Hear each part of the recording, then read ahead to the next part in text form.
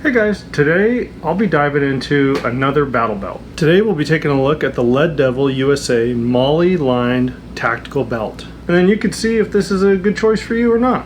Let's get into it.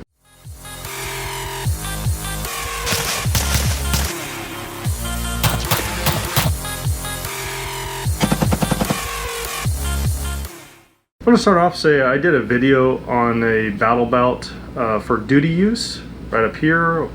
Somewhere up here I'll put a link. I went over the Grey Ghost Gear UGF battle belt and why I liked it. Now Walsh thought I would like this Lead Devil belt for a duty belt more than my Grey Ghost Gear, so he sent this one to me to check out. Like always, we start off just kind of getting to know the company a little bit, and that was a question I had was, who is Lead Devil? Well, they're a USA based belt company. That's all I got. No, seriously, if you click on About Us, it's just a bunch of pictures.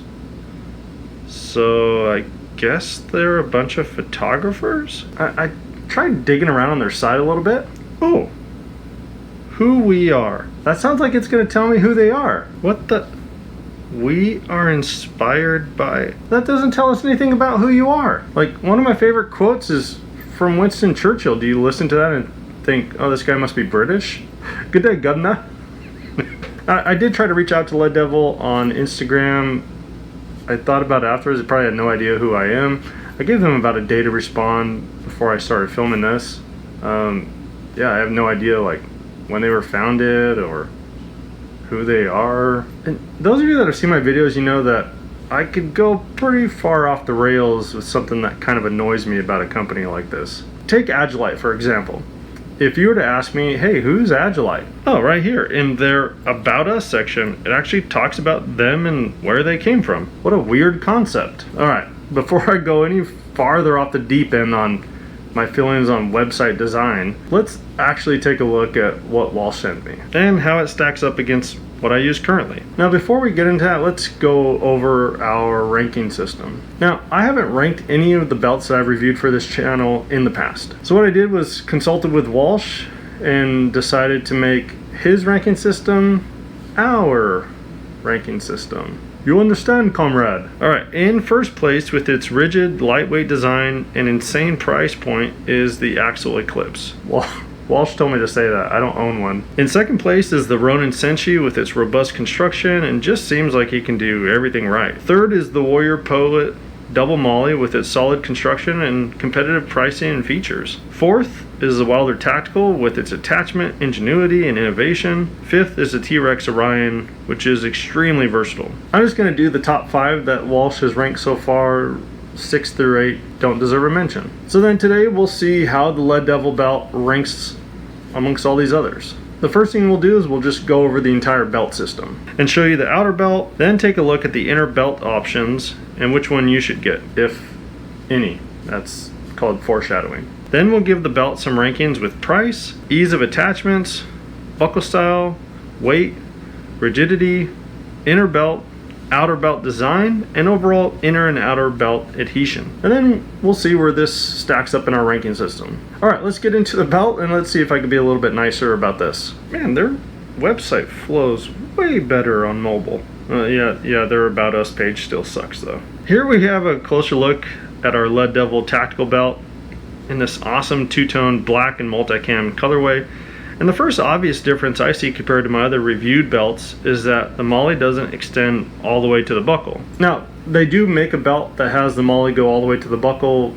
Walsh just decided to keep that one for himself. Now, as noted on my duty belt setup, I like having a handcuff pouch in the front of my holster. I can still do that here. I just hate not having full Velcro contact throughout any belt setup. Moving down, we see the buckle also comes equipped with a D-ring that is held in place with this strip of hook and loop with a cool Lead Devil logo. Now, Walsh did take some footage of his belt so I can show it off here and compare it to this belt. And for my money, the full MOLLE is where it's at. Flipping the belt over, we see it's hook lined. Thank goodness. Lead Devil says it's custom hook and loop that has better shear strength compared to traditional Velcro. I talked it over with Walsh, and as a team we do like this style of hook and loop over traditional Velcro. All right, let's take a look at the inner belt options. First, let's look at the base inner belt.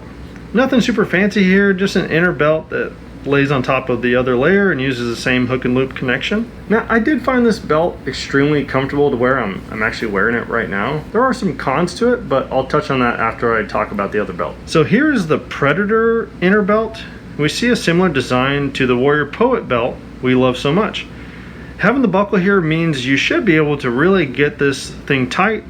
It can be useful as an EDC belt. Now, I want to stop here and kind of do a pros and cons on these inner belts. First pro, this nylon strip that goes along the outside of the belt. And I can see this helping with wear resistance if you decide to use this as a gun belt. Let's say getting your in the waistband holster on and off. Another pro is that it just feels like an extremely durable belt. First, these are 1.75 inch belts and can be too wide for some normal jean and short belt loops. For the inner belt that just sits on top of itself, I was able to get it through my shorts, the belt loops on my shorts, no problem. But once I secured it, it was too thick to go through the belt loops. So I was in this weird situation where I had the belt on, like I have it set up now, but I couldn't get my appendix holster on, and I couldn't shift the belt over because it was too thick to go through the loops.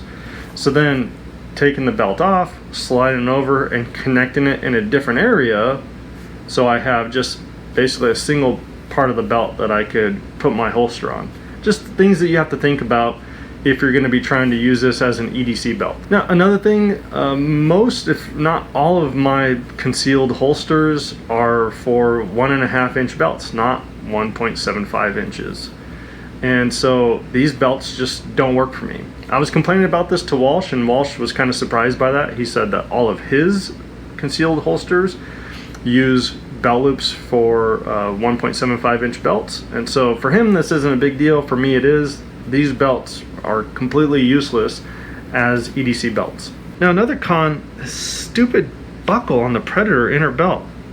This makes the entire front of the belt this monstrous mess when trying to connect in the outer belt. So I'm kind of torn here. I like the base inner belt as an inner belt to connect in with the outer belt. It just not super messy. It just doesn't make this giant mess when you try to connect in the outer belt, but it's not super great for EDCing. Now, the Predator inner belt works good as an EDC belt as long as you have 1.75 inch loops on your holsters. I hate it as an inner belt for this outer belt. Now, I have a fix, and that's just toss these two belts out and go get a Warrior Poet Society EDC belt that has the loop lining on the outside. You can use it with this outer belt and it makes a great EDC belt. But I tell you what, I'm ready to get into the tests and into the rankings, and for our first thing we're going to look at is the price. And this gets 3 stars. It's very competitively priced with the Grey Ghost Gear belt, a Tac Pack, some of the other belts that I currently own. Alright, for the next test, let's look at the ease of pouch attachments. And for this one, the Lead Devil gets 5 stars. Now I know what you're thinking. It's just a simple MOLLE belt, but the way that they attach their MOLLE, when you straighten the belt, the MOLLE gets the slight dome shape, and it makes attachments through these areas really easy. There were times with my Grey Ghost Gear belt where I had to get some needle nose pliers and pull that thing through. With this one, no problems. Alright, what do we have next? A buckle type. For this one, it gets 3 stars. There's nothing magical here. You see the Legacy Cobra buckle and D-ring that's not really needed in my line of work. If I were to order this, I would get it without the D-ring. Save a little bit of weight. Now the next test we have is just the overall weight. And for this, I give it 3 stars. From a weight standpoint, it's pretty meh. Nothing bad about it. Nothing really great. It's comparable to the Grey Ghost Gear and the Attack Pack. Next we get into the test of rigidity, and for this I give it 3 stars. The Lead Devil belt has the same rigidity as my other duty belts, and I can't imagine any issues here. Alright, next is the outer belt design, and for this I give it 5 stars. Here we see a very cool aesthetic with the two-tone look I've not seen any other belt company use. Also, this hook and loop that is different from traditional Velcro is really nice. It does make the whole belt system feel more secure. Lastly, the small detail of the Lead Devil logo reminding us that it's American-made belt is a nice little touch. Alright, so the next category is inner belt design, and for this one it's kind of tough, and I've touched on it a little bit already. For the Joe Blow civilian, kind of everyday carry type of person, I really think you're going to hate these inner belts as EDC belts, as everyday use belts. And for any cops that might be watching, I think you're gonna hate this inner belt as well. I guess it's not really that tough of one. I'm gonna give this 1 star.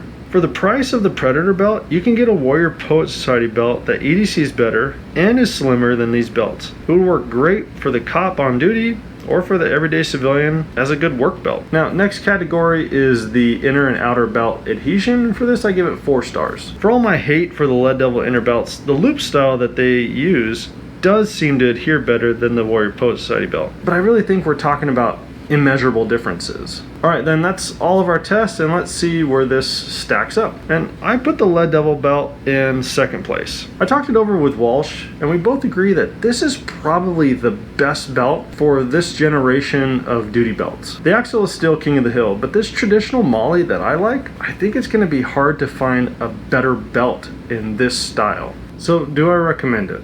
For cops and military, I don't think you can get much better than this. For the everyday civilian, you probably don't need a belt like this, but if you like this style, you're not going to find one better.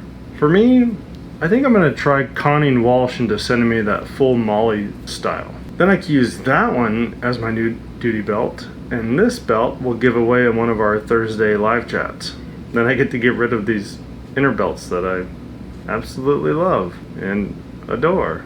Alright guys, that's it for me though. I'd like to end and just say thanks to all of our Patreons and our YouTube members. You guys truly make these videos possible, and don't know what we'd do without you. And thanks to everyone that likes, comments, and subscribes. Comment down below, let me know if you have experience with these Lead Devil belts. Alright guys, I'm out.